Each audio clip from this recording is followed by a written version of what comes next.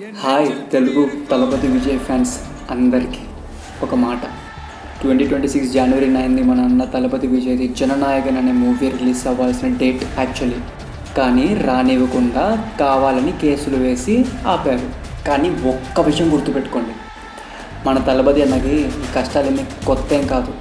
ఇంత జరుగుతున్నా ఆయన బాధపడకుండా ఇంత ధైర్యంగా ఎలా ఉన్నారో తెలుసా? మన కరూరులో జరిగిన ర్యాలీ ఇన్సిడెంట్లో ఆయన తప్పు లేకపోయినా ఆయన ఏం చేశాడో తెలుసా?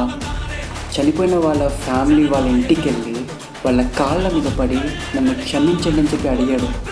అలాంటి ఒక మంచి వ్యక్తి మన తలపతి విజయ్. పదవి కంటే మనిషి విలువ ఎక్కువ అనుకునేవాడే మన నేత. ఈ కేసులు ఈ అడ్డంకులు మన తలపతి అన్నకి ఏమీ ఆపలేవు. ధైర్యంగా ఉండండి ఫ్రెండ్స్. ఎప్పుడైనా ఎక్కడైనా గెలుపు మనదే. TVK 2026 CM is coming.